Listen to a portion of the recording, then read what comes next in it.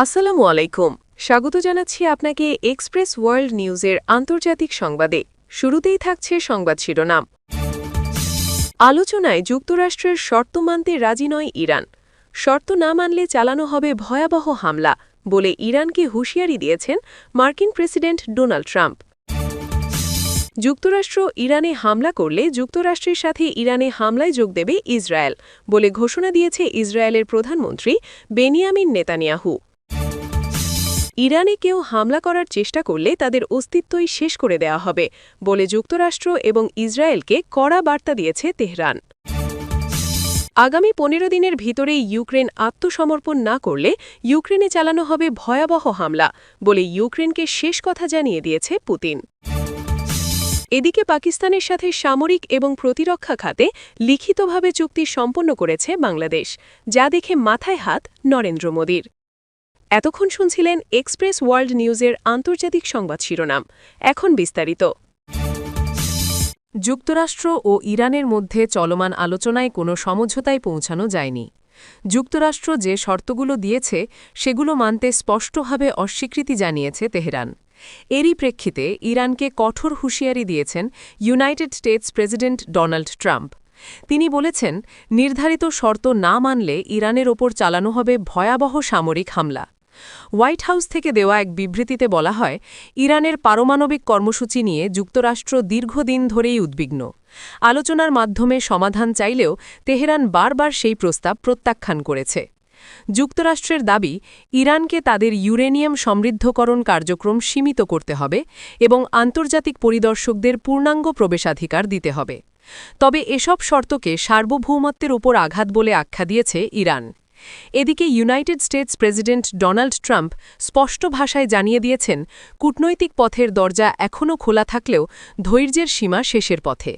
তিনি বলেন, যুক্তরাষ্ট্র আর সময় নষ্ট করবে না।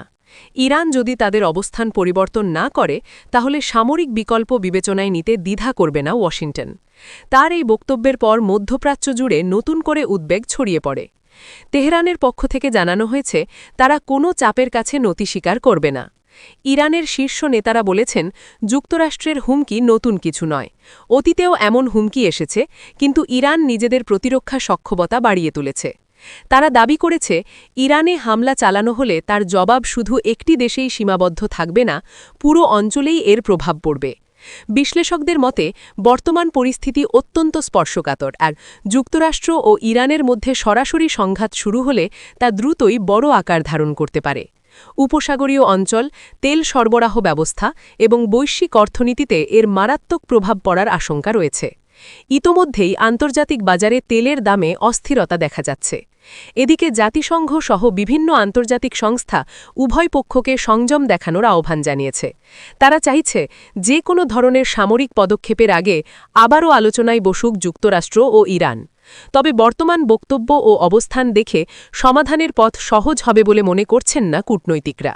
সব মিলিয়ে যুক্তরাষ্ট্রের হুঁশিয়ারি এবং ইরানের অনড় অবস্থানের ফলে যুদ্ধের শঙ্কা আরও ঘনীভূত হয়েছে। শেষ পর্যন্ত আলোচনা দিয়ে সংকটের সমাধান হবে নাকি পরিস্থিতি আরও ভয়াবহ রূপ নেবে, সেদিকেই তাকিয়ে আছে পুরো বিশ্ব। যুক্তরাষ্ট্র যদি ইরানে সামরিক হামলা চালায় তাহলে সেই হামলায় সরাসরি যুক্তরাষ্ট্রের পাশে দাঁড়াবে ইসরায়েল। এমনই কঠোর ঘোষণা দিয়েছেন ইসরায়েলের প্রধানমন্ত্রী বেনিয়ামিন নেতানিয়াহু। তার এই ঘোষণার পর থেকেই আন্তর্জাতিক অঙ্গনে তীব্র আলোচনার ঝড় উঠেছে। প্রশ্ন উঠছে, তাহলে কি আরেকটি বড় আকারের যুদ্ধের দিকে এগিয়ে যাচ্ছে পুরো মধ্যপ্রাচ্য? ইসরায়েলি প্রধানমন্ত্রীর বক্তব্যে স্পষ্ট ইঙ্গিত মিলেছে, ইরানের পারমাণবিক কার্যক্রমকে তারা নিজেদের অস্তিত্বের জন্য সরাসরি হুমকি হিসেবে দেখছে। নেতানিয়াহু বলেন, ইরান যদি পারমাণবিক অস্ত্র তৈরি করার পথে আরও এক ধাপ এগিয়ে যায় তাহলে তা শুধু ইসরায়েল নয়, পুরো বিশ্বের জন্য মারাত্মক বিপদ ডেকে আনবে। এই অবস্থায় যুক্তরাষ্ট্র যদি সামরিক পদক্ষেপ নেয়, ইসরায়েল কোনোভাবেই চুপ করে বসে থাকবে না। বিশ্লেষকদের মতে, ইসরায়েল ও যুক্তরাষ্ট্রের মধ্যে দীর্ঘদিনের সামরিক ও কৌশলগত সম্পর্ক রয়েছে। মধ্যপ্রাচ্যের নানা সংঘাতে এর আগেও দুদেশকে একসঙ্গে অবস্থান নিতে দেখা গেছে। তবে ইরানকে কেন্দ্র করে এই সম্ভাব্য যৌথ হামলার ঘোষণা পরিস্থিতিকে একেবারে নতুন মাত্রা দিয়েছে। কারণ ইরানের সঙ্গে শুধু যুক্তরাষ্ট্র বা ইসরায়েলের নয়, বরং রাশিয়া, চীন সহ একাধিক শক্তিধর দেশের কৌশলগত স্বার্থ জড়িয়ে আছে। এদিকে তেহরানও বসে নেই। ইরান আগেই জানিয়ে দিয়েছে তাদের উপর হামলা হলে তার জবাব দেওয়া হবে কঠোর ভাষায় এবং সামরিক শক্তি ব্যবহার করেই। মধ্যপ্রাচ্যের বিভিন্ন মার্কিন ঘাঁটি, ইসরায়েলি সামরিক স্থাপনা সবই তখন ইরানের পাল্টা আঘাতের লক্ষ্যবস্তু হতে পারে বলে আশঙ্কা করা হচ্ছে। ফলে একটি হামলা মানেই যে শুধু 2 বা 3টি দেশের মধ্যেই সীমাবদ্ধ থাকবে, এমন সম্ভাবনা ক্রমেই ক্ষীণ হয়ে আসছে। আন্তর্জাতিক কূটনীতিক মহলে এখন সবচেয়ে বড় প্রশ্ন, শেষ মুহূর্তে কি কূটনৈতিক সমাধানের কোনো সুযোগ থাকবে? ইউরোপের একাধিক দেশ ইতিমধ্যেই সংযম প্রদর্শনের আহ্বান জানিয়েছে। জাতিসংঘ পরিস্থিতি নিয়ে গভীর উদ্বেগ প্রকাশ করেছে। কিন্তু বাস্তবতা হল, মাঠ পর্যায়ের প্রস্তুতি ও রাজনৈতিক ভাষ্য দুটোই ইঙ্গিত দিচ্ছে উত্তেজনা কমার বদলে আরও বাড়ছে। মধ্যপ্রাচ্যের সাধারণ মানুষের মধ্যে ভয় এবং উৎকণ্ঠা দিন দিন তীব্র হচ্ছে। যুদ্ধ শুরু হলে এর প্রভাব শুধু সীমান্ত এলাকায় নয়, বিশ্ব অর্থনীতি, জ্বালানি বাজার এবং আন্তর্জাতিক নিরাপত্তার ওপরও পড়বে। বিশেষ করে তেলের দাম, বৈশ্বিক বাণিজ্য ও শরণার্থী সংকট সবকিছু নতুন করে অস্থির হয়ে উঠতে পারে। সব মিলিয়ে যুক্তরাষ্ট্রের সম্ভাব্য হামলায় ইসরায়েলের সরাসরি যোগদানের ঘোষণায় পরিস্থিতি এখন একেবারে টানটান। শেষ পর্যন্ত কূটনীতি জয়ী হবে নাকি অস্ত্রের শব্দে ঢেকে যাবে মধ্যপ্রাচ্য, সেটাই এখন দেখার বিষয়। বিশ্ববাসী তাকিয়ে আছে পরবর্তী সিদ্ধান্তের দিকে, কারণ সেই সিদ্ধান্তই নির্ধারণ করে দিতে পারে শান্তি নাকি যুদ্ধের ভবিষ্যৎ। ইরানে কেউ হামলা করার চেষ্টা করলে তার অস্তিত্বই শেষ করে দেওয়া হবে, এই কঠোর ও হুঁশিয়ারি ভরা বার্তা যুক্তরাষ্ট্র এবং ইসরায়েলকে পাঠিয়েছে তেহরান। মধ্যপ্রাচ্যে যখন এমনিতেই অস্থিরতা চরমে, ঠিক তখনই ইরানের এই বক্তব্য নতুন করে আতঙ্ক ছড়িয়েছে গোটা বিশ্বজুড়ে। ইরানি শীর্ষ সামরিক ও রাজনৈতিক নেতৃত্ব স্পষ্ট জানিয়ে দিয়েছে, দেশের সার্বভৌমত্বে সামান্য আঘাত এলেই তার জবাব হবে ভয়াবহ এবং নজিরবিহীন। ইরানের পক্ষ থেকে বলা হয়েছে, সাম্প্রতিক সময়ে যুক্তরাষ্ট্র ও ইসরায়েলের বিভিন্ন বক্তব্য এবং সামরিক তৎপরতা গভীরভাবে পর্যবেক্ষণ করা হচ্ছে। তেহরানের দাবি, ইরানের ভূখণ্ড, পারমাণবিক স্থাপনা বা সামরিক ঘাঁটিতে হামলার যে কোনো চেষ্টা মানে হবে সরাসরি যুদ্ধ ঘোষণা। এমন পরিস্থিতিতে শুধু হামলাকারী দেশ নয়, তাদের আঞ্চলিক স্বার্থ এবং সামরিক উপস্থিতিও নিরাপদ থাকবে না বলেও হুঁশিয়ারি দিয়েছে ইরান। ইরানের রেভলিউশনারি গার্ডের এক শীর্ষ কর্মকর্তা জানান, দেশের প্রতিরক্ষা ব্যবস্থা এখন সর্বোচ্চ প্রস্তুত অবস্থায় রয়েছে। আকাশ প্রতিরক্ষা থেকে শুরু করে ক্ষেপণাস্ত্র ইউনিট, নৌবাহিনী ও সাইবার বাহিনী সবাইকে রাখা হয়েছে রেড অ্যালার্টে। তার ভাষায়, আমরা যুদ্ধ চাই না, কিন্তু যুদ্ধ চাপিয়ে দিলে তা শেষ করব আমরা আমাদের শর্তে। এই বক্তব্যের মধ্য দিয়ে ইরান স্পষ্ট করে দিল, তারা আর শুধু প্রতিক্রিয়ার মধ্যে সীমাবদ্ধ থাকবে না, বরং আগ্রাসনের উৎসেই আঘাত হানতে প্রস্তুত। বিশেষজ্ঞরা বলছেন, এই হুমকি শুধু কথার মধ্যে সীমাবদ্ধ নয়। গত কয়েক মাসে ইরান একের পর এক নতুন ক্ষেপণাস্ত্র, ড্রোন ও সামরিক প্রযুক্তি উন্মোচন করেছে, যা তাদের প্রতিরোধ ক্ষমতাকে আরও শক্তিশালী করেছে। বিশেষ করে ইরানের ব্যালিস্টিক মিসাইল ও দীর্ঘপাল্লার ড্রোন এখন যুক্তরাষ্ট্র ও ইসরায়েলের জন্য বড় উদ্বেগের কারণ হয়ে দাঁড়িয়েছে। তেহরানের দাবি, এসব অস্ত্র যে কোনো সময় যে কোনো লক্ষ্যবস্তুতে আঘাত হানতে সক্ষম।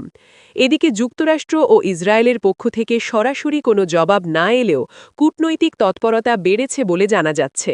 মধ্যপ্রাচ্যের বিভিন্ন দেশে জরুরি বৈঠক, সামরিক মহড়া এবং মিত্রদের সঙ্গে আলোচনা চলছে।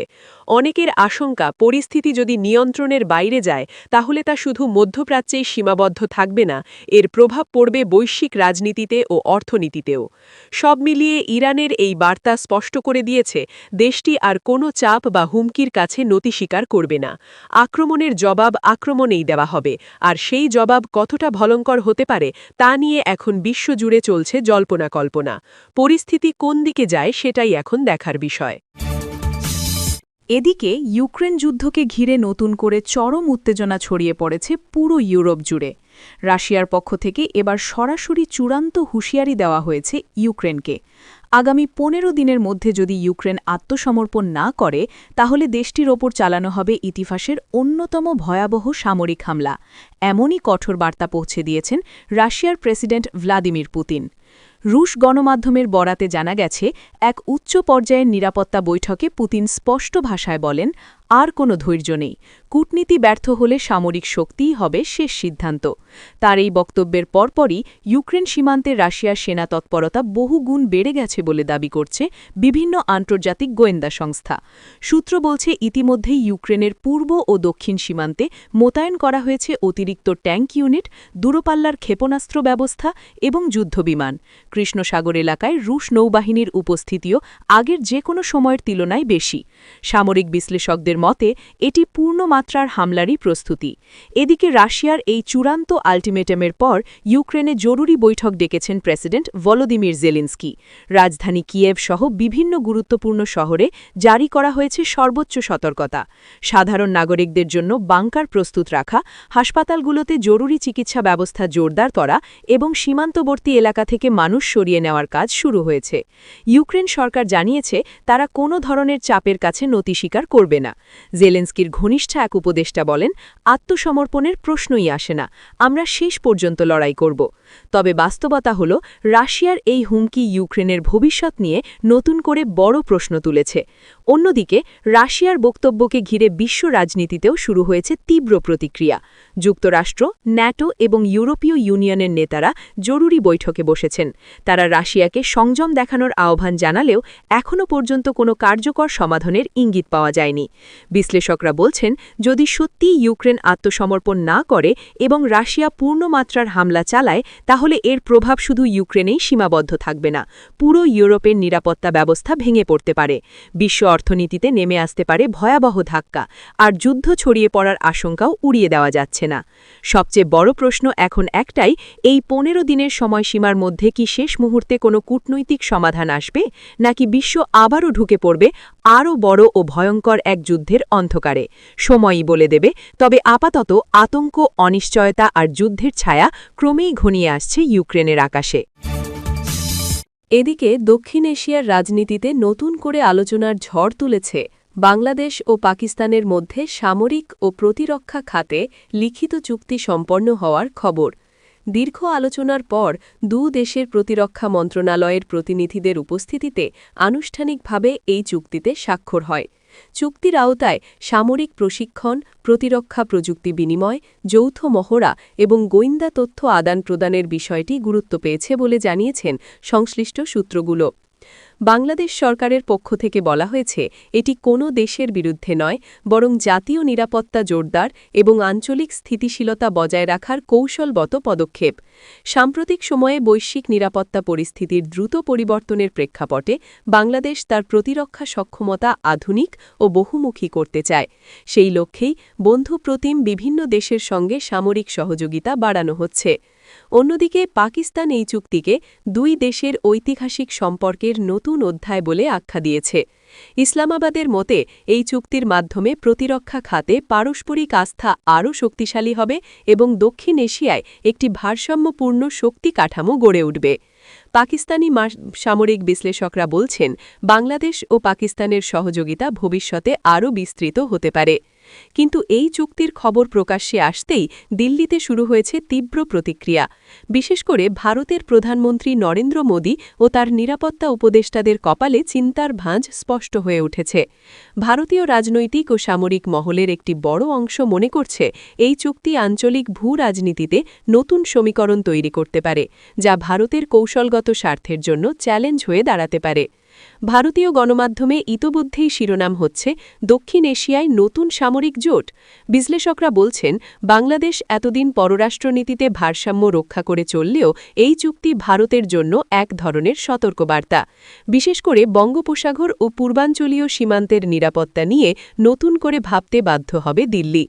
তবে ঢাকার পক্ষ থেকে স্পষ্ট করা হয়েছে, এই চুক্তিকে বাড়াবাড়ি করে দেখার কোনো কারণ নেই। বাংলাদেশের পররাষ্ট্রনীতিতে সবার সঙ্গে বন্ধুত্ব, কারও সঙ্গে বৈরিতা নয় নীতি এখনও অটুট রয়েছে। প্রতিরক্ষা চুক্তি কেবল সক্ষমতা বৃদ্ধি ও প্রশিক্ষণ সহযোগিতার মধ্যেই সীমাবদ্ধ থাকবে বলে জানানো হয়েছে। বিশেষজ্ঞদের মতে এই চুক্তি শুধু বাংলাদেশ-পাকিস্তান দ্বিপাক্ষিক সম্পর্ক নয়, পুরো দক্ষিণ এশিয়ার কৌশলগত চিত্রে প্রভাব ফেলতে পারে। ভারত, চীন, যুক্তরাষ্ট্র সহ বড় শক্তিগুলো এখন গভীর নজরে দেখছে এই নতুন সমঝোতাকে। ভবিষ্যতে এর প্রভাব কতটা গভীর হবে তা নির্ভর করবে পরবর্তী পদক্ষেপ ও বাস্তবায়নের ওপর। সব মিলিয়ে বাংলাদেশ ও পাকিস্তানের এই সামরিক ও প্রতিরক্ষা চুক্তি দক্ষিণ এশিয়ার রাজনীতিতে নতুন উত্তাপ ছড়িয়েছে আর সেই উত্তাপেই আপাতত দিল্লিতে মাথায় হাত নরেন্দ্র মোদীর। পরিস্থিতি কোন দিকে মোড় নেয় সেটাই এখন দেখার বিষয়।